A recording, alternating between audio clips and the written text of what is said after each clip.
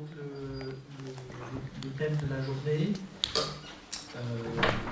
c'est un débat, l'ouverture d'un débat. Je pense que pour l'instant il s'est quand même encore peu développé ce débat entre deux traditions de pensée, deux courants de pensée militants, le courant de la psychothérapie institutionnelle, beaucoup développé en France dans l'après-guerre, mais qui reste très vivant. Les intervenants aujourd'hui sont des représentants et des militants dans ce champ. Et puis un courant qui s'est développé plus récemment dans le monde anglo-saxon. En tout cas, il y a plusieurs courants qui pouvaient distinguer dans le courant militant anglo-saxon, mais il y a un courant qui s'est structuré autour de cette notion de rétablissement. On appelle ça le recovery movement. Et ce qui est frappant, quand on regarde un petit peu le discours de ses collègues anglo-saxons, de cette approche qui met l'accent sur la perspective du rétablissement, c'est de fortes convergences. Il y a des objectifs qui semblent vraiment assez similaires à ceux que cherche à promouvoir la psychothérapie institutionnelle, notamment sortir de l'asile, une approche des soins un peu alternative. Donc il y a des sources théoriques aussi qui sont pour certaines assez similaires. Par exemple, la question de l'engagement existentiel, elle est pensée philosophiquement en s'appuyant notamment sur la phénoménologie, en particulier heideggerienne. Ça, c'est vrai dans le champ de la psychothérapie institutionnelle. Il y avait une référence à la phénoménologie, mais c'est aussi vrai en partie dans le champ anglo-saxon. En revanche, il y a des différences. Il y a aussi des objectifs sur l'enjeu politique de promouvoir l'autonomie, restaurer la politique, restaurer le pouvoir d'agir, mais c'est pensé là avec des références philosophiques et politiques un peu différentes, plutôt post-marxistes dans le courant de la psychothérapie institutionnelle et plutôt une pensée qui s'inspire de la lutte pour les droits civiques américaine, qui aspire la notion d'empowerment dans le champ anglo-saxon. Donc le but semble assez similaire, mais les références théoriques, le cadre de pensée est assez différent. Sans doute aussi la place que doit jouer l'institution. Enfin, vous voyez, la conception qu'on a de la maladie, on pourrait même dire c'est des questions philosophiques, la conception ontologique qu'on a de la maladie, est-ce que c'est juste une propriété que l'individu a de façon temporaire, ou est-ce que véritablement c'est le mode d'être et l'être de l'individu qui est lui-même altéré par la pathologie? C'est des questions qui finalement, assez vite on arrive à ce genre de questions qui sont, je pense, pas forcément traitées de la même façon dans ces deux traditions. Donc c'est tous ces différents aspects. Puis, on va sans doute en découvrir un certain nombre d'autres ce matin en écoutant les exposés, autour duquel le but c'est d'essayer, je ne pense pas qu'il s'agisse de choisir son camp, je ne pense pas que ce soit ça le plus intéressant, mais de comprendre les articulations possibles entre ces deux perspectives, et puis en même temps les points de différence, sans doute irréductibles, mais qu'on peut vivre aussi comme une richesse avec plusieurs options pour développer ces pratiques de soutien à l'insertion. Je laisse la parole à Jean-Pierre Bélier, et psychologue, peut-être vous allez vous présenter vous-même sur vos rapports avec la psychothérapie institutionnelle et ce que vous souhaitez présenter aujourd'hui. En tout cas, merci infiniment d'avoir accepté d'ouvrir ce débat, et vraiment j'insiste sur le fait que c'est à connaissance une des premières manifestations publiques qui pose, où on entame ce dialogue qui n'est pas facile, mais je pense que j'espère qu'il est intéressant. Je crois qu'il peut être intéressant. J'espère qu'on va arriver à l'entamer. Merci infiniment. Merci. Donc, bonjour à tout le monde. Merci de m'avoir invité. Ça s'est passé de la façon suivante. J'avais commis un article récemment sur la question du travail et sur la question de l'emploi avec les personnes handicapées psychiques. C'est un petit peu loin de là, de notre propos d'aujourd'hui, mais j'étais parti de l'étonnement qui était le mien lorsque tous mes collègues qui s'occupent d'insertion professionnelle se référaient à François Toscaïès. Alors, François Toscaïès, je ne sais pas si vous savez qui c'est un psychiatre militant de l'après-guerre qui a été un des papes ou un des précurseurs et un des fondateurs de la psychothérapie institutionnelle. Alors, ça m'avait intéressé de rechercher à l'époque comment on en arrivait, quand on faisait de l'insertion professionnelle, à se référer à François Toscaïès. Et je m'étais aperçu qu'il y avait tout un tas de distorsions dans ces filiations. Et je me demandais finalement pourquoi on s'en référait à François Toscaïès. Parce que, bon, Toscaïès, je l'ai connu, je n'ai jamais entendu parler d'insertion professionnelle, absolument jamais. J'ai rien lu non plus de son côté là-dessus. Et il parlait de travail, vous savez, vous ne savez pas, mais il a écrit un petit livre en 1967 sur le travail thérapeutique à l'hôpital. Mais quand lui parle de travail, c'est du travail thérapeutique, c'est une médiation qu'il utilise parce qu'il trouve que c'est la plus naturelle à l'époque, la notion de travail, c'est la mieux partagée, on est en 67, la mieux partagée, accessible à tout le monde, avec du sens.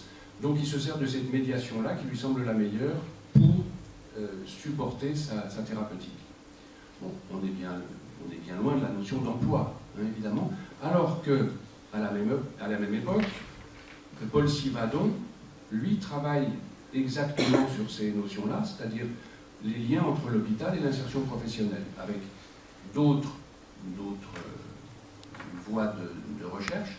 C'est-à-dire que Sivadon fait à l'époque l'hypothèse que le travail qu'on peut proposer à l'hôpital et le travail et l'emploi à l'extérieur sont à peu près les mêmes, à une différence près d'intensité.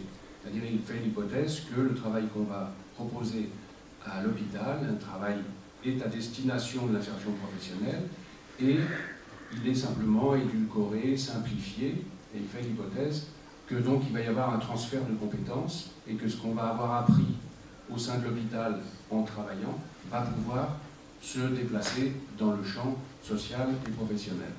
Alors, lui, il est totalement là-dedans, or, mes collègues se réfèrent à François Toscaïès et jamais à Paul Sivadon. Donc, je me suis un petit peu posé la question. Alors,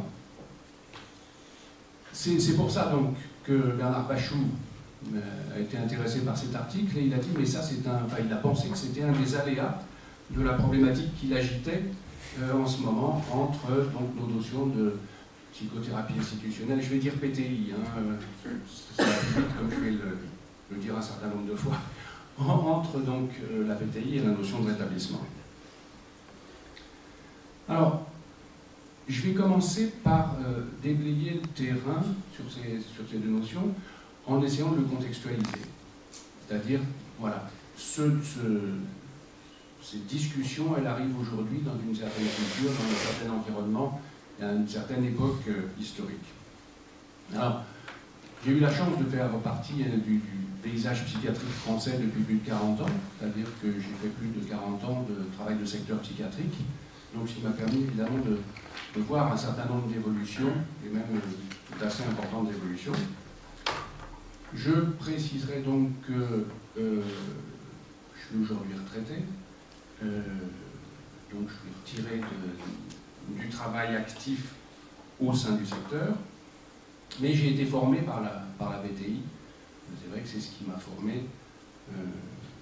Voilà. Mais dans la fin de ma carrière, j'ai beaucoup travaillé avec des praticiens venant d'autres horizons, en particulier des thérapies comportementales, car j'ai trouvé qu'il y avait une réelle richesse à travailler en partenariat avec des gens qui ont une formation que je n'ai évidemment pas, mais qui apportaient d'autres éléments qui me semblent tout à fait complémentaires, et ça me semble extrêmement dommage d'opposer, comme c'est en général le cas, hein, ces deux, la conception psychodynamique et la conception des TCC. Voilà.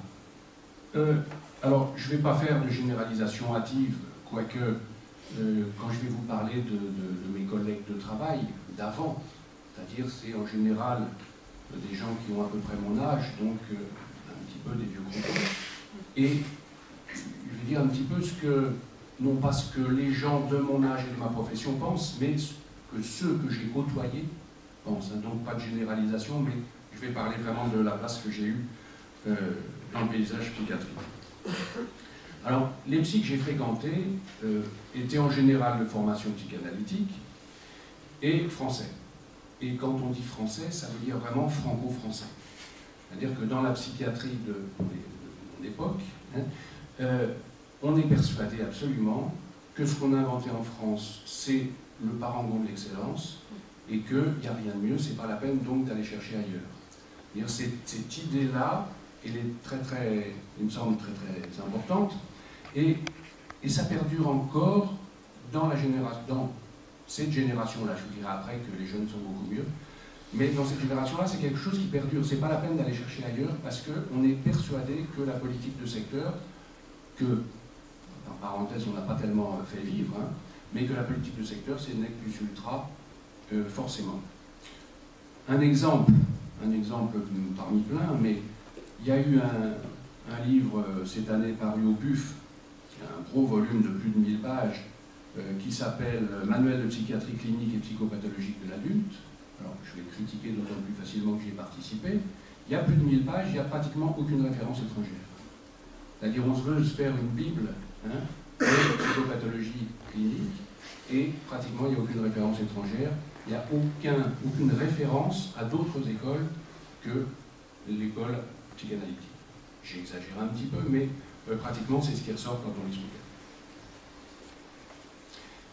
D'autre part, le privilège de l'âge me permet de constater que dans l'histoire récente de la psychiatrie, on a souvent une réécriture. C'est-à-dire qu'on idéalise souvent un certain passé. Alors ça se comprend des vieux qui sont nostalgiques de l'époque, mais aussi, et ça m'a frappé souvent, les plus jeunes de nos collègues qui réécrivent le passé, c'est-à-dire qui s'imaginent un passé, et quand je les entends, c'est pas le passé que c'est pas ce que j'ai vécu moi. Je vous donne quelques exemples. Très souvent, ils sont persuadés que tous les services d'après-guerre fonctionnaient sur le modèle de la psychothérapie institutionnelle. Hein, parce qu'évidemment, c'est ça qu'ils ont lu. Or, je peux vous affirmer que à l'époque, c'était absolument exceptionnel.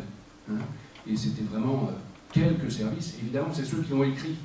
Donc c'est pour ça qu'aujourd'hui, les plus jeunes qui cherchent un petit peu les écrits, ils trouvent cela. Donc ça, c'est une réécriture. Autre exemple, c'est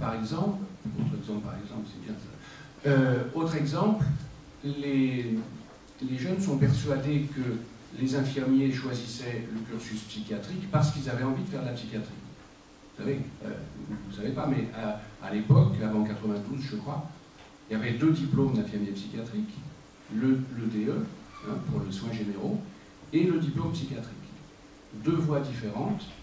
Voilà. Et aujourd'hui, les jeunes sont persuadés que ceux qui choisissaient la voie psychiatrique, c'était parce qu'ils voulaient faire de la psychiatrie. Or, c'est absolument faux. Les 2 raisons étaient que, d'une part, pour faire des études de psychiatrie, c'était payé, alors que les études de DE n'étaient pas payées. Donc, c'est quand même un élément qui est très important et qu'on comprend très bien. Et puis, d'autre part, parce que les asiles départementaux, enfin, ce qui a remplacé les asiles départementaux, étaient des endroits où il y avait les IFSI, où il y avait les écoles d'infirmiers. Donc, quand on était dans une région avec un grand centre hospitalier, eh bien, on allait naturellement, de père en fils, travailler comme infirmier psychiatrique. Hein, c'est comme quand on était dans le Nord, on allait à la mine de père en fils. Eh bien, les hôpitaux psychiatriques, c'était un petit peu ça. C'était de père en fils, il y avait des générations d'infirmiers psychiatriques, des noms qu'on retrouvait sur plein de générations, parce qu'on ne se posait même pas la question, c'était là qu'il y avait de l'emploi dans la région. Alors, La résistance aux nouveautés donc, est également très lourde, je crois, dans les gens au moins de ma génération. Je donnerai comme exemple que toutes les lois qui ont apporté des avancées vraiment importantes dans le domaine des soins psychiques, toutes les lois qui sont parues ont pratiquement toujours été combattues par les professionnels. Alors même qu'on sait aujourd'hui que ce sont des avancées importantes. Alors je ne vais pas monter jusqu'à 1922, c'est-à-dire les premiers services libres en psychiatrie qui était quand même quelque chose d'un peu révolutionnaire. Hein. C'est la première fois en 1922 qu'on peut être hospitalisé de façon libre en psychiatrie. Eh oui. ça étonne toujours, mais avant 1922, hein, il n'y avait que des services fermés et des services donc obligatoires, comment dire, des soins contraints en psychiatrie. Donc voilà, 1922 par exemple, c'est Édouard Toulouse qui crée les premiers services libres, et à l'époque, il est mis au banc de la faculté de médecine. C'est-à-dire que les collègues de la faculté de médecine font voter une motion de défiance vis-à-vis de Édouard Toulouse. Donc, vous voyez que ce n'est pas d'aujourd'hui qu'on est réticent contre les avancées importantes. Mais bon, je vous citerai la loi de 1975, qui a été combattue par les professionnels, bien sûr, la loi de 2002 sur les droits des patients, hein, où aucun professionnel n'a voulu participer aux travaux d'écriture de cette loi, alors qu'il y avait été convié. Voilà, 75, 2002, on peut en citer d'autres, 2005 avec la création des GEM, hein, il y a eu une montée au créneau des professionnels en disant vous voulez faire de la psychiatrie sans psychiatre, c'est scandaleux, donc 2005, et puis 2011, la loi de 2011 qui, pour moi, et je vais en heurter beaucoup, apporte aussi un certain nombre d'avancées nouvelles. Bon, donc tout ça pour dire qu'il y a une résistance au changement qui est très importante et avec une espèce de bipolarité, j'ai l'impression. C'est-à-dire que, alors encore une fois, il n'y a pas de généralisation, je vous parle que de ma place et de ce que j'entends autour de moi, mais j'ai l'impression qu'il y a une espèce de stigmatisation des forces du mal, je vais mettre plein de guillemets entre forces du mal, mais chez un certain nombre de mes collègues, les forces du mal, qui comprennent alors l'évaluation, les TCC, le DSM, les protocoles, la loi de 2011, voire la notion de santé mentale. Hein, et une espèce de rigidification des positions avec un ensemble de forces du mal qui est stigmatisé, montré du doigt, et on ne va pas chercher beaucoup plus loin. Bon, on peut comprendre ces réactions, hein, ces réactions de la part de ces professionnels-là, parce que c'est vrai que c'est pas simple en ce moment de travailler en psychiatrie, hein, mais il y a pas mal d'attaques sur la psychiatrie, il y a la montée en puissance du médico-social qui vient nous interroger beaucoup, il y a bon, la gestion hospitalière, enfin, bon, il y a plein de soucis. Bon, enfin, voilà, je voulais mettre un petit peu ce contexte avant de commencer réellement. Alors, je vais commencer par du général dans la problématique qui nous intéresse. Je vais commencer par citer un livre de Jacqueline Barus-Michel, je ne sais pas si vous connaissez, qui est sociologue, anthropologue, qui a écrit un excellent bouquin, à mon avis, qui s'appelle « Souffrance sans ses croyances ». Alors, son idée, c'est que la vie de l'homme est une recherche permanente de sens, et que la souffrance serait cette perte du sens.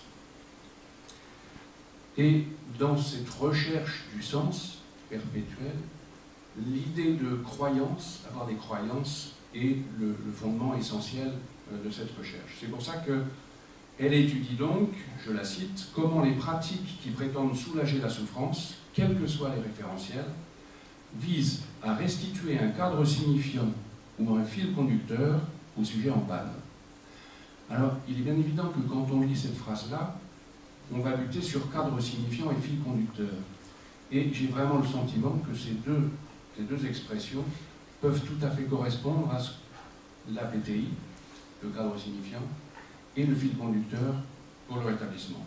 C'est pour ça que je me suis référé à cet auteur. Alors, elle nous démontre aussi, à la suite de Lévi-Strauss, que pour qu'une thérapeutique soit efficace, quelle que soit sa référence, hein, qu'elle soit religieuse, scientifique, médicale, chamanique, tout ce qu'on veut. Elle essaye de trouver dans tout ça les points communs, les points de jonction. Il faut 3 critères. Alors, les 2 premiers vont nous sembler évidents, que le thérapeute croit en l'efficacité de ses techniques. Deuxième critère, que le malade fasse confiance au pouvoir du thérapeute. Bon, que là, c'est pas très original, mais il y a une 3e condition, qui est la reconnaissance culturelle des thérapeutiques mises en œuvre. La 3e condition est représentée, je la cite, par la confiance et les exigences de l'opinion collective qui forment à chaque instant une sorte de champ de gravitation au sein duquel se définissent et se situent les relations entre le sorcier et ceux qui l'ensorcellent, ou entre le thérapeute et son malade. Autrement dit, il serait nécessaire, toujours et dans toute thérapeutique, d'avoir une reconnaissance de la culture ambiante des thérapeutiques que l'on met en œuvre. L'histoire de la psychiatrie et du champ psychiatrique, moi je la conçois de la façon suivante, c'est-à-dire que pour moi, c'est une tension permanente entre d'une part les injonctions du social, les injonctions du social qui nous disent voilà, vous les psychiatres il faut faire ça, et d'autre part le type de réponse que veut bien apporter le corps professionnel. C'est-à-dire à certains moments, l'injonction du social va dire je dis n'importe quoi, occupez-vous, décidez, c'est pour vous. Et d'autre part, les psychiatres, enfin les psys en général, vont accepter ou non de rentrer dans cette demande. Donc le champ de la psychiatrie, vous savez que le champ de la psychiatrie il a évolué au cours des siècles, et c'est plus le même qu'au XIXe siècle. Il y a des champs entiers qui appartiennent à la psychiatrie et puis qui n'y appartiennent plus de façon régulière. C'est cette tension permanente entre, donc, à mon avis, les injonctions du social et puis les réponses des professionnels. Ça veut dire qu'il va falloir, quand on va s'occuper de nos thérapeutiques ou de ce qu'on va mettre en place, il va falloir s'en référer, puisqu'on parle d'équilibre, aux 2 membres de l'équilibre, c'est-à-dire aux représentations sociales de la population générale et aux représentations sociales des professionnels. Alors, y a-t-il une représentation sociale partagée et bien partagée du corps social vis-à-vis de, on va dire, la maladie mentale, on va encore le dire comme ça aujourd'hui. Alors, on a, pour nous donner quelques images, on a la grande enquête qui a été faite par le CCOMS sur les représentations sociales de la folie de la maladie mentale. Et en ce qui concerne le malade mental, donc je vais vous donner quelques chiffres des représentations. Le malade mental est une personne exclue de la société, pour 68% des personnes, irresponsable de ses actes, 78% des personnes, généralement violent ou dangereux pour la moitié des sondés. C'est une charge pour la famille, 98% des sondés, que plus de la moitié des personnes interrogées refuseraient d'assumer.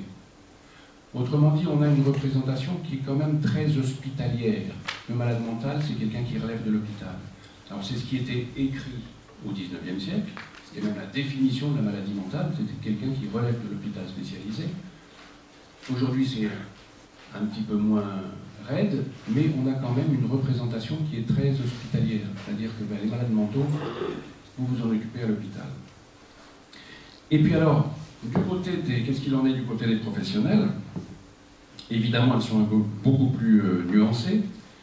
Et encore une fois, je ne peux pas faire de généraliser, mais parler de ma simple expérience auprès de mes collègues. Alors, avec les jeunes collègues, c'est très typique, et Bernard Durand, je pense, ira dans mon sens, quand on essaye de leur parler de psychothérapie institutionnelle, alors ou bien ils n'ont jamais entendu parler, ils disent qu'est-ce que c'est le premier cas de figure, et le deuxième cas de figure, ils en ont déjà entendu parler, ils disent oh ça y est, la PTI, on va encore repartir pour Saint-Alban et les malades morts de faim pendant la guerre. C'est-à-dire que ce qui montre bien qu'on n'a pas su transmettre du tout quelque chose autour de la psychothérapie institutionnelle aux plus jeunes de nos collègues. puisqu'on a l'impression qu'il y a un discours stéréotypé aujourd'hui autour de la psychothérapie institutionnelle. En effet, on commence toujours, mais moi je l'entends, c'est vrai, plusieurs fois par an, hein, de la part d'un certain nombre de collègues, on repart de la guerre et de pendant la guerre, etc. Et donc c'est vrai que nos jeunes collègues, c'est un discours qu'ils n'entendent pas. Ils aimeraient bien entendre, je pense, un autre discours de la psychothérapie institutionnelle. À quoi ça sert, qu'est-ce qu'on peut faire, est-ce que c'est utile, etc. Mais ça, on n'a pas su, hein, et je bats ma coulpe au titre de toute la profession. Je vais aussi juste dire deux mots de l'évaluation des psychothérapies, parce que quand on les met en parallèle un peu deux domaines qui ont quelque chose à voir avec les psychothérapies, on va se dire qu'il faut qu'on trouve des critères. Bon, je dirais après que la PTI, de toute façon, et le rétablissement, c'est assez peu comparable. Mais les critères, alors, ça a fait évidemment de grosses discussions. Hein, vous savez, comparer les psychothérapies et trouver des critères. Mais je voulais simplement dire que vous connaissez tous les études de Lambert, par exemple, il y a une dizaine d'années, qui a dit il y a trois conclusions. C'est que d'une part, les parents, les patients vont mieux avec une psychothérapie que sans, hein, que d'autre part, aucune technique thérapeutique ne présente de résultats plus significatifs par rapport à toutes les autres, et troisièmement, que c'est là-dessus que je veux insister, hein, c'est que les facteurs communs ou non spécifiques sont toujours plus importants que les aspects spécifiques. Bon, vous voyez pourquoi je dis ça, c'est-à-dire que dans toutes les psychothérapies, ce qui est important, c'est le lien thérapeutique, beaucoup plus que la technique à laquelle on se réfère. C'est pour ça que je vais dire, quand on va mettre en parallèle ou en comparaison ou en tension la PTI et le rétablissement, il faudra bien donc, c'est le sens de toute cette longue introduction, d'une part remettre ça dans la dimension culturelle, dans la dimension de l'environnement actuel, et d'autre part, bien savoir que ce qui est important dans les modèles, c'est moins finalement le modèle que ce qui se passe entre les personnes soignantes et soignées. Bon, alors, est-ce qu'on parle de techniques comparables, de choses comparables, quand on évoque la PTI et le rétablissement? Aucune des deux pratiques ne se revendique comme une thérapeutique. Jacqueline Barus-Michel va nous aider quand elle nous parle de cadre signifiant et de fil conducteur. Alors, la PTI, comme je l'ai dit, c'est typiquement le cadre de sens, puisque c'est quelque chose qui s'est mis en place, je pense que peut-être vous le savez, qui s'est mis en place dans la psychiatrie d'après-guerre, et qui essayait de soigner le contexte, de soigner l'hôpital, avant de pouvoir soigner les personnes. Hein. La psychothérapie institutionnelle disait il faut lutter contre la double aliénation, hein, l'aliénation mentale et l'aliénation sociale. L'aliénation sociale était essentiellement à l'époque celle qui était due à la iatrogénie hospitalière, comme on dit, c'est-à-dire aux effets négatifs de l'hôpital. Hein, vous savez que on dit que la pathologie mentale, évidemment, apporte un certain nombre de troubles, mais l'hôpital en rajoute. Hein.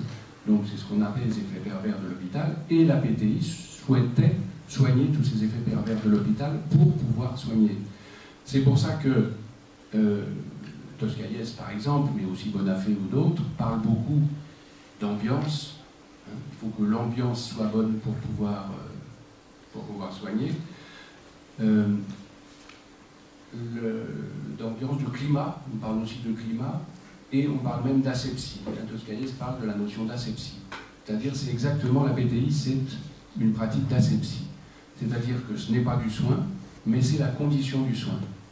D'accord? Donc vous voyez, la PTI, c'est vraiment le but principal, c'est de soigner, d'aménager l'hôpital pour qu'il soit le moins aliénant possible. Voilà, il y avait Huberschlag, qui était un psychiatre qui travaillait à Lannemezan, disait, avec cette formule, il disait on ne peut pas faire de soins tant qu'il n'y a pas de papier hygiénique dans les cabinets. C'est-à-dire que l'humanité de base est absolument nécessaire si on veut absolument faire du soin. Bon, Hüpperschlag avait toute une théorie, justement, c'est un de ceux qui proposait à l'hôpital des fourchettes et des couteaux, alors qu'en général, c'était retiré de la batterie de cuisine, etc. Donc voilà, ça c'est l'asepsie. Donc, on peut le comprendre avec le contexte de l'époque. Hein. Les hôpitaux étaient surchargés et il y avait beaucoup moins de soignants par hôpital. C'était donc, un exemple, en 1966, dans mon service. Alors, bon, moi je suis arrivé juste après, mais en 1966, dans mon service, il y avait 400 patients. Service hospitalier, puisque à l'époque c'était avant le secteur, hein, donc il n'y avait pas d'extra-hospitalier, le seul soin c'était l'hôpital. Donc il y avait, pour un secteur de un arrondissement parisien, il y avait 400 malades hospitalisés. Aujourd'hui, dans le même service, non seulement le territoire a doublé, puisque c'est 2 arrondissements, et il y a 20 lits d'hôpitaux. 20 lits à l'hôpital. Donc vous voyez que les conditions ont essentiellement changé, c'est-à-dire que la PTI, qui s'est mise en place dans un certain cadre hospitalier, n'a plus beaucoup de raisons d'être dans ses pratiques, dans le service hospitalier tel qu'il est aujourd'hui. Et puis il y a la DMS, la durée moyenne de séjour. Hein, à l'époque, on ne se posait même pas la question, l'hôpital c'était un lieu de vie, on y rentrait, mais on ne savait pas quand on sortait, donc on allait vivre des mois, voire des années de sa vie, donc il fallait aménager les lieux hospitaliers. Aujourd'hui, la DMS est de 15 jours, donc au bout de 15 jours, on rentre chez soi, plus ou moins rétabli, hein, ça c'est sûr, mais au moins la iatrogénie hospitalière est beaucoup plus faible, beaucoup moins importante. Donc voilà, tout ça pour dire que c'est un cadre, la PTI c'est un cadre, et c'est un cadre aussi, alors un cadre humaniste, tout ce qu'on veut, mais c'est un cadre par défaut. C'est-à-dire que, vous imaginez bien qu'avec 400 malades et 2 médecins, il est impossible de pratiquer du soin individuel. Donc, la PTI était aussi un soin par défaut. On ne pouvait faire que du traitement collectif parce qu'on n'avait pas les moyens de faire du traitement individuel. Hein, donc, je pense qu'il faut aussi voir cette dimension-là. Alors, le fil conducteur du côté du processus de rétablissement, c'est pas non plus une thérapeutique, le rétablissement. Hein. C'est pas du tout une thérapeutique, c'est voilà, le fil conducteur. Mais bon, vous avez déjà, je crois, vous savez un petit peu de quoi il s'agit. Il y a un certain nombre d'invariants, comme les appelle Pachou, ici présent. Espoir, l'empowerment, la redéfinition d'une identité nouvelle, l'appui sur ses propres forces, la reconnaissance extérieure. Autrement dit, des critères qui s'enracinent complètement dans la vie de relation, que on ne peut qu'applaudir à ces critères-là. Je veux dire, je ne vois pas pourquoi quelqu'un, d'où qu'il vienne, pourrait critiquer ça. Donc aucune comparaison et aucune rivalité me semble a priori possible entre ces 2 champs de compétences. Parce que le premier se situe complètement du côté du sanitaire, c'est une pratique qui est médicale, la maîtrise d'œuvre médicale, et ça s'adresse à des personnes malades. L'autre se situe dans la sphère sociale et personnelle. Sa maîtrise d'œuvre, c'est l'usager qui doit l'assurer, et elle s'adresse à des personnes qui, bien sûr, peuvent être malades, mais d'abord à des personnes dont la maladie peut faire partie de son paysage. Alors, où est le problème? Alors, je vais essayer d'envisager ces comparaisons avec 4 critères. D'abord le champ de compétences, ensuite les présupposés théoriques, puis la question de la militance et celle de l'humanité. Alors bon, c'est ce que j'ai trouvé, et on pourrait trouver évidemment d'autres focales qui soient aussi intéressantes. Mais voilà, alors je vais partir du champ de compétences. Et il me semble qu'il y a des racines un petit peu anciennes à ce qui serait une opposition entre nos deux pratiques, puisque de tout temps, depuis le début de la psychiatrie, on essaye de faire cette distinction entre, je cite, l'or du soin et le plomb de l'assistance. C'est-à-dire il y aurait quelque chose qui serait bien, qui serait le soin, et puis quelque chose qui serait beaucoup moins bien, qui serait l'assistance. On retrouve ça aujourd'hui, vous savez, où on a retrouvé ça dans les guéguerres entre le sanitaire et le médico-social.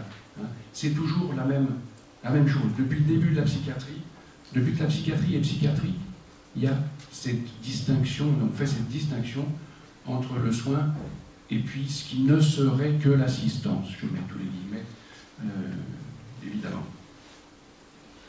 Alors, ce divorce-là, il a été vraiment acté en 1975. C'est-à-dire que pour la première fois, alors que jusqu'à présent la psychiatrie s'était toujours refusée, en contradiction avec ses pratiques, mais dans la théorie, la psychiatrie avait toujours dit « nous on s'occupe de tout le monde ». La pratique, un examen attentif de la pratique nous montre que dans les faits c'est pas vrai du tout, mais au moins dans le principe on s'occupe de tout le monde. Et puis en 1975, voilà, il y a une loi qui est votée à l'Assemblée nationale et qui dit, voilà, on sépare en deux, il y a le sanitaire d'un côté et le médico-social de l'autre, et on ampute finalement aux médecins toute une partie de leur travail, puisqu'on confie la vie sociale des malades au secteur médico-social.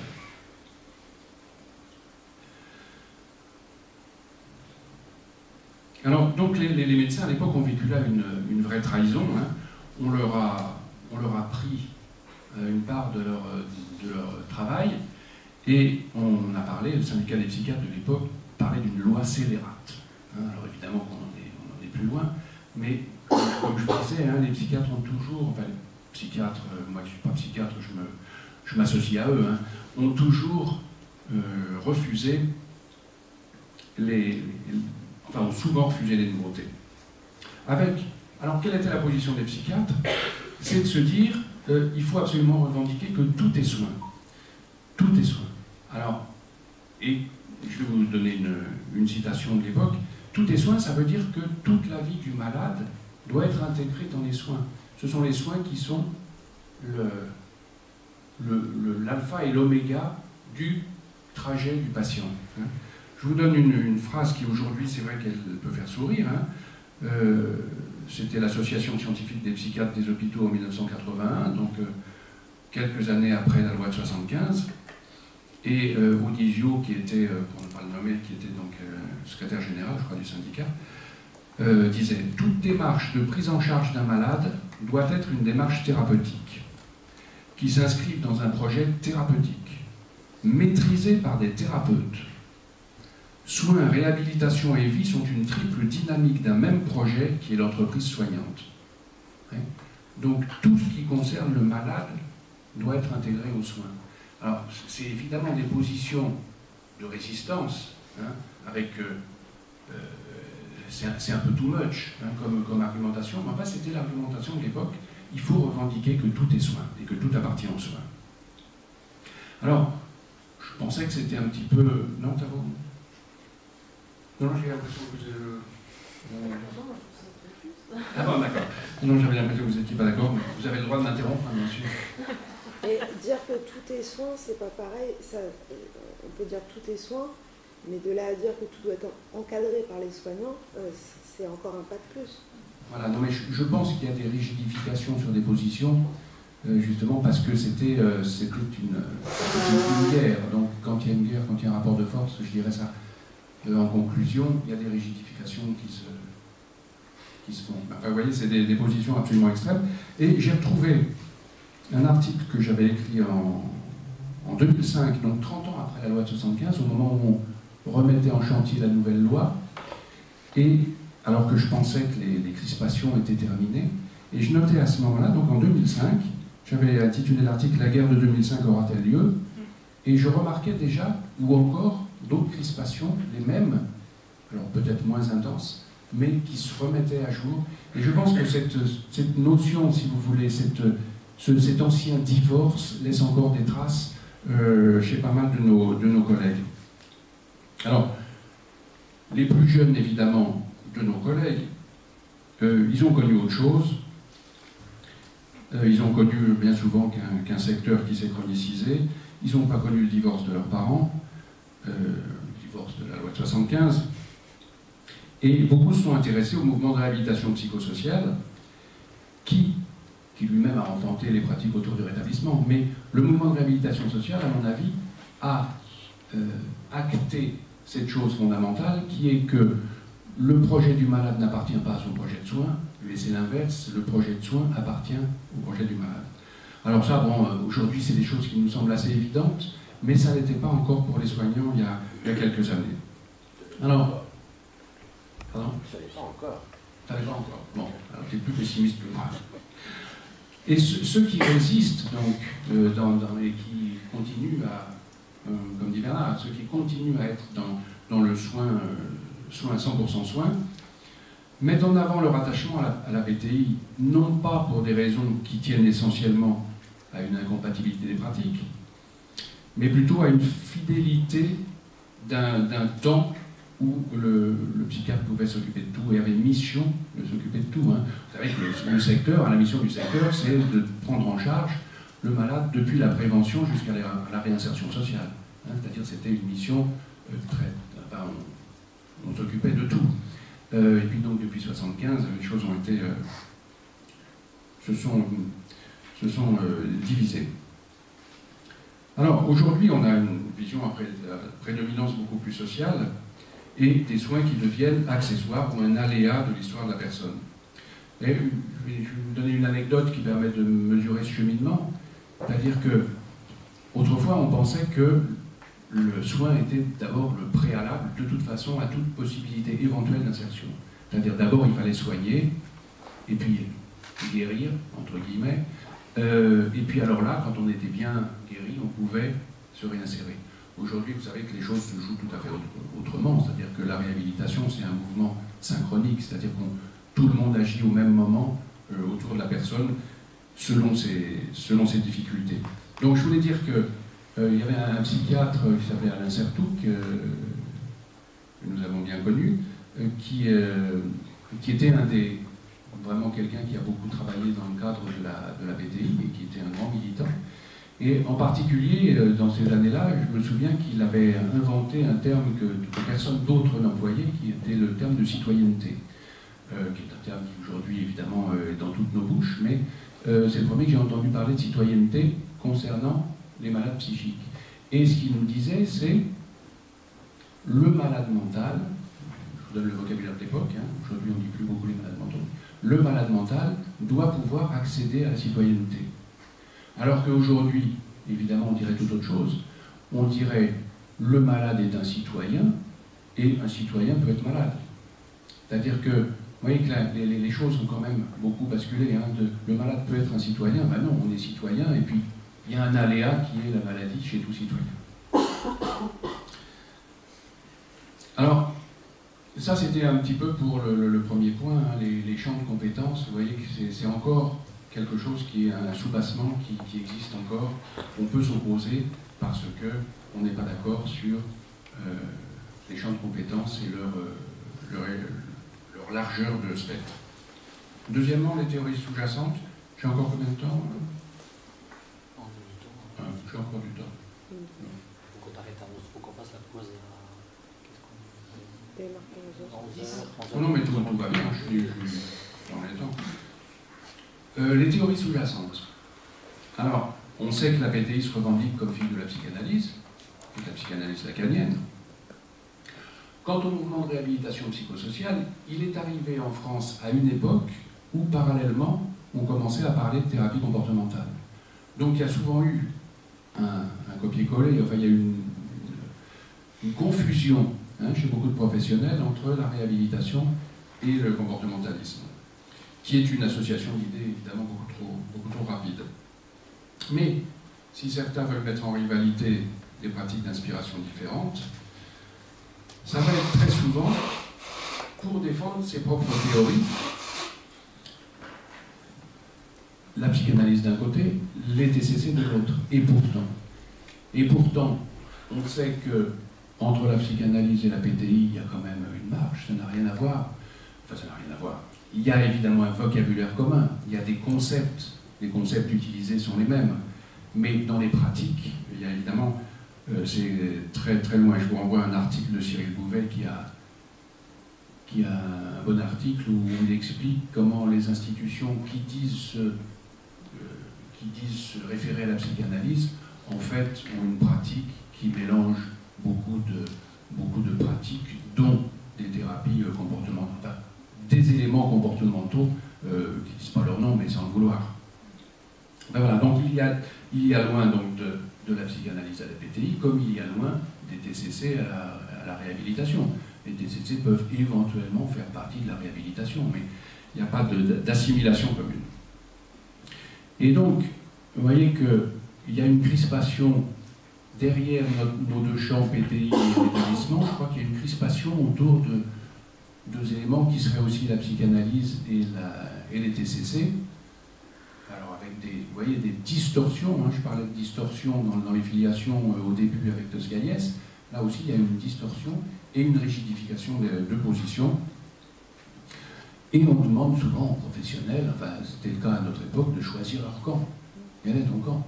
Alors c'est comme si quand j'avais, si j'ai une infection qui me donne des douleurs, mon généraliste me disait, faut choisir, c'est ou les antibiotiques ou l'aspirine. Non, on peut, vraiment je suis persuadé qu'on peut à la fois avoir des approches sur les deux pratiques et avec le même patient. Et mes expériences, donc, comme je vous disais, de fin de carrière m'ont absolument apporté des éléments extrêmement positifs là-dessus, sur les possibilités quand même de rencontre. Troisième point, la militance. Alors, la militance, c'est vrai que pourquoi, dès qu'on parle de PTI, on revient à la guerre et aux malades mentaux qui ont été sauvés grâce à la PTI dans les hôpitaux. C'est vrai que la PTI était un mouvement militant.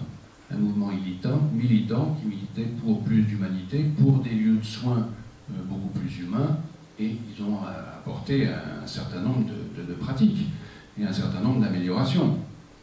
Mais comme je vous disais, l'aliénation sociale dont on parlait, c'était surtout l'aliénation institutionnelle contre laquelle on a bagarré. Et l'intérêt de la PTI, c'est que tous les soignants mouillaient la chemise, c'est-à-dire qu'on était vraiment dans et avec les malades, et ça nous a montré que les soignants faisaient partie d'un collectif soignant, et c'était une avancée par rapport à ce qui était le cas avant, où le médecin était le modèle qui imposait le cadre des traitements. Hein, donc la PTI nous a apporté cet aspect militant, hein, comme je vous disais, on mouillait la chemise, on allait avec, et puis on faisait avec les malades, et on pouvait partager un certain nombre de pratiques communes au nom de notre humanité. Hein. Ça limitait un petit peu la distinction soigné et soignant, il ne faut pas la nier, je pense, mais on trouvait toutes des plages communes qui étaient les plages au titre de notre humanité à chacun. Alors, le mouvement de...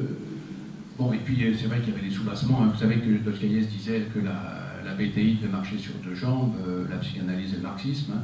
Donc il y avait évidemment des idéologies sous-jacentes, marxistes, mais aussi chrétiennes éventuellement, hein, qui étaient les justificatifs à ce type de pratique. Alors du côté du mouvement de rétablissement, il peut paraître comme apolitique et athéorique, c'est d'ailleurs ce qu'il revendique, et pourtant, la notion d'empowerment qu'il fonde, hein, comme disait Bernard Pachot tout à l'heure, c'est une pratique qui est née d'une attitude militante de groupes minoritaires opprimés, qui prennent conscience de leurs forces et ressources pour contester, voire s'opposer à un oppresseur qui les maintient dans une situation de dépendance, voire d'esclavage. Hein. Donc vous voyez que cette pratique de rétablissement, elle naît aussi dans une situation de militance et de lutte contre l'oppression. On ne dit pas l'aliénation de ce côté-là, mais on trouve exactement la même chose.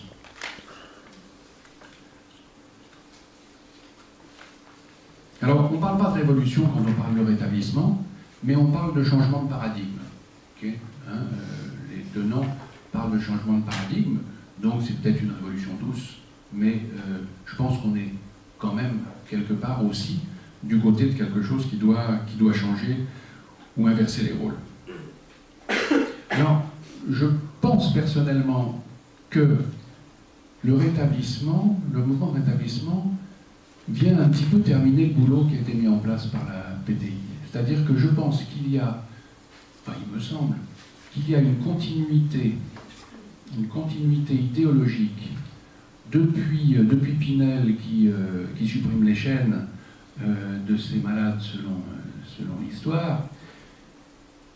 Il y a une continuité qui passe par Toulouse et les services libres, qui passe par le mouvement des aliénistes d'après-guerre, qui passe par la PTI, qui passe par le rétablissement, qui vient finir le travail ou continuer, poursuivre le travail, qui est le travail de subjectivation du malade, dans une continuité qui va de l'aliénation totale, finalement, jusqu'à l'autonomie complète. C'est peut-être d'ailleurs cette notion d'autonomie complète quelque chose qui est une faiblesse du côté du processus de rétablissement, mais j'y reviendrai, je pense. Voilà, mais d'ailleurs, c'est ce que disait Bachot tout à l'heure, qu'il y a des choses qui sont tout à fait comparables. Je vais citer Alain Ehrenberg.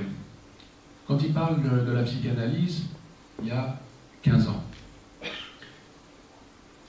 il dit « La guérison n'est pas un retour à un état antérieur, mais ce que les psychanalystes appellent un remaniement, qui rend plus vivable le face-à-face avec soi-même. Elle n'abolit pas, tâche impossible, la misère qui vient du dedans. Elle n'est pas retour à l'état antérieur d'avant la maladie, mais recomposition, ou plus exactement, en citant Freud, un compromis de tolérance réciproque entre le sain et le malade chez le patient.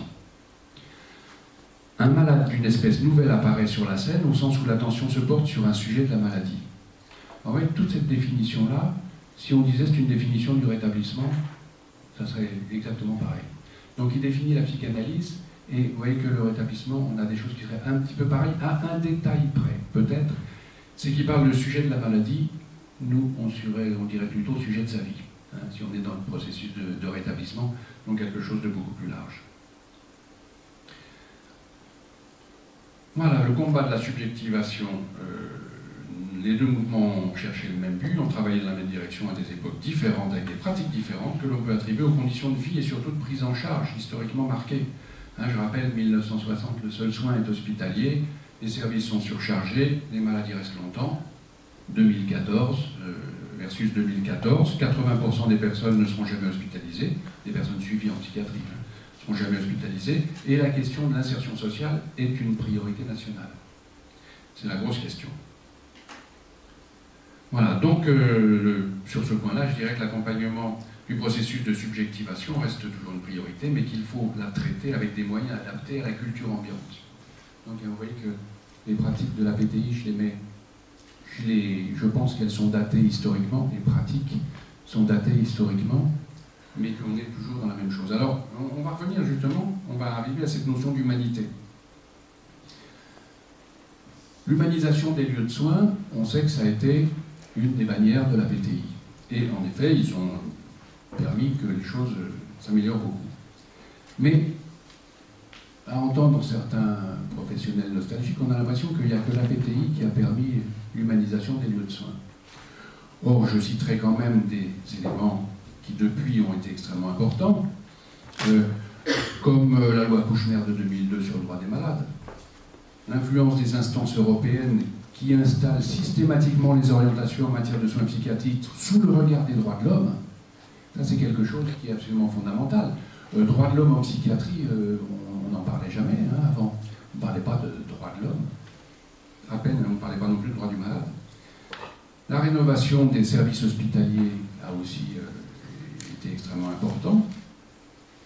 La prise de parole des usagers, l'adoption du principe de non-discrimination dans la politique du handicap. C'est plus une politique ciblée, c'est une politique de non-discrimination. Bon, etc. Donc l'humanisation, elle continue. Ce n'est pas la PTI qui en est le seul garant, ou qui en était le seul garant. Il a eu un rôle tout à fait fondamental au départ, mais le relais a été pris. Je dirais que la PTI ou la psychanalyse dont elle se réclame n'a pas le privilège du cœur, pour reprendre une argumentation présidentielle. Et moi j'entends beaucoup ça et ça m'énerve un peu. C'est-à-dire de la part des psychanalystes, on a l'impression que hors de la psychanalyse, il n'y a pas d'humanité. Or, quand même, c'est pas tout à fait le cas. Hein. À mon avis, je vais vous citer un petit peu Julia Kristeva. La découverte freudienne de l'inconscient est sans doute la seule approche de l'humain susceptible d'éviter aussi bien l'euthanasie à prétention scientiste que le pseudo-humanisme propre à blinder le malade sous sa carapace de travailleur. Autrement dit, sans référence à la psychanalyse, point de salut, du côté de l'humanisation des soins. Ça serait justement, il me semble, faire bien peu de cas de l'humanité de nos concitoyens que de leur prêter d'aussi machiavéliques intentions. Si seule la psychanalyse pouvait apporter de l'humanité, ça saurait. Je dirais qu'il y a eu de très grands humanistes avant la psychanalyse, et à l'inverse, depuis Freud, l'humanité des peuples, c'est pas forcément énormément amélioré. Bon, enfin voilà, ça c'est un petit peu mon truc, mais il me semble qu'il y a quelque chose qui est très dommageable dans cette vision aussi univoque. Cherchez ce que... J'avais une autre citation justement de Kristeva qui disait, bon, vous savez qu'elle a été chargée d'une mission sur le handicap. Elle disait, quand le président de la République m'a demandé comment on pouvait améliorer la prise en charge et l'accompagnement des personnes en situation de handicap, j'ai compris que c'était un appel à la psychanalyse. Je trouve qu'il y a un petit raccourci.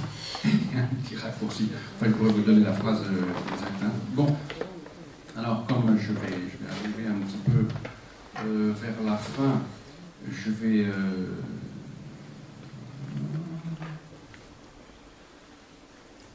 J'essaie de retrouver où j'en suis. Hein.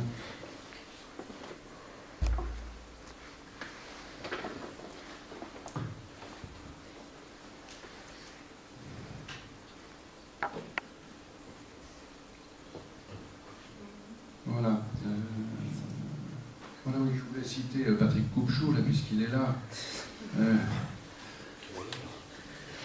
Oui, oui, je disais, c'était au sujet de ces rigidifications et de cette binarité qu'on essaie de nous imposer, alors que je pense qu'il ne s'agit pas du tout de ça.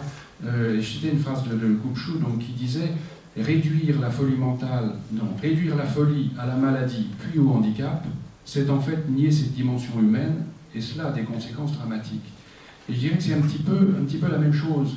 Pourquoi utiliser le terme « réduire » Est-ce qu'on n'a pas d'humanité parce qu'on va se préoccuper de la situation du handicap de certaines personnes? D'autant plus que le handicapé n'existe plus.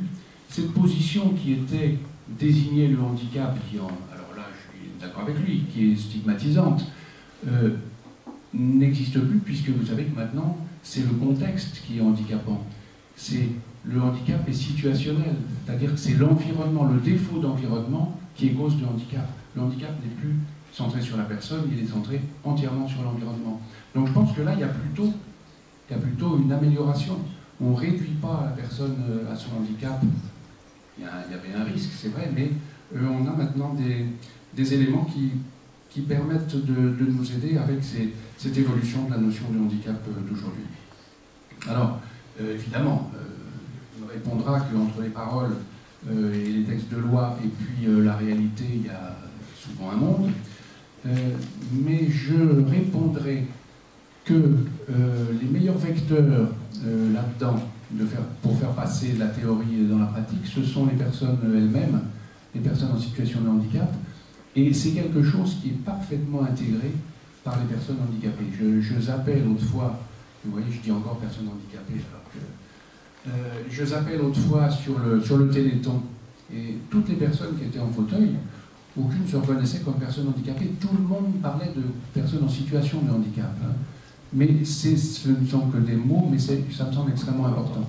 C'est-à-dire que quand on dit que c'est la situation qui est handicapante, c'est pas la personne qui est désignée. Bon, voilà. Alors, il me semble qu'il y a un grand malentendu dans nos discussions aussi entre la confusion entre les principes et les pratiques. C'est-à-dire que, par exemple, pour reprendre la PTI, je crois que les principes de la PTI sont universels et doivent être absolument maintenus. J'en cite quelques-uns. Hein. L'aménagement systématique de possibilités de rencontres, l'attention permanente et attentive portée à chacun, la recherche de l'horizontalité des liens entre soignants et soignés, la reconnaissance de l'humanité de la folie de chacun d'entre nous, etc. Mais les principes peuvent être partagés, d'une part, et il ne faut pas les confondre avec les pratiques. Je crois que les pratiques de la PTI aujourd'hui sont obsolètes, sauf dans le cas, je parle des pratiques, hein, sauf dans le cas que je fréquente pas mal en ce moment, c'est-à-dire que pour moi la folie sociale actuelle, ce n'est plus la maladie mentale, mais c'est l'exclusion sociale. Et je m'aperçois que les personnes qui traitent l'exclusion sociale, de par le fait de la dépersonnalisation de ces personnes, de la massification du problème, reçoivent beaucoup de personnes ensemble dans les centres, dans les accueils de jour, hein, par exemple, où vous avez des centaines de personnes en situation d'exclusion sociale. Eh bien, les personnes qui s'en occupent, je m'aperçois qu'elles ont réinventé exactement les pratiques de psychothérapie institutionnelle. C'est-à-dire que les pratiques sont cohérentes dans un certain milieu, mais qui n'est plus, et je veux dire heureusement, le milieu de la psychiatrie d'aujourd'hui. Voilà, alors, principes et pratiques. Pratiques, je crois qu'elles sont obsolètes, mais les principes, tout à fait, il faut les garder, mais je crois qu'elles peuvent être partagées. Alors, en arrivant vers la fin, j'ai essayé de relever quelques éléments. Hein. D'une part, que les domaines ne jouaient pas dans la même cour et qu'il était donc bien difficile de les comparer ou de les opposer. Que si opposition il y avait, elle se fonde sur de mauvaises raisons, à mon avis, que j'ai essayé de cerner, liées au contexte et à l'histoire. C'est-à-dire que c'est des mauvaises raisons qui permettraient d'opposer nos deux pratiques avec une rigidification de positions qui sont liées soit à nos présupposés historiques, soit à notre formation. Voilà. Et puis je pense, troisième point, qu'une philosophie commune, voire une certaine forme de continuité existe, comme je vous ai dit, depuis Pinel, dans les... Voilà. Alors, je ne sais pas, je crois que je suis arrivé à peu près, hein, donc je vais m'arrêter là. J'avais fait la suite sur ce qui me semblait représenter des faiblesses, les grandes faiblesses du rétablissement, du processus du rétablissement. Peut-être quelques mots. Non, on pourra les aborder après dans la discussion. Je crois que c'est important, c'est qu'on puisse... Voilà, je ne sais pas si dans tout ça j'ai été très très clair, je ne le crois pas. Alors, on va, donc on verra en discussion.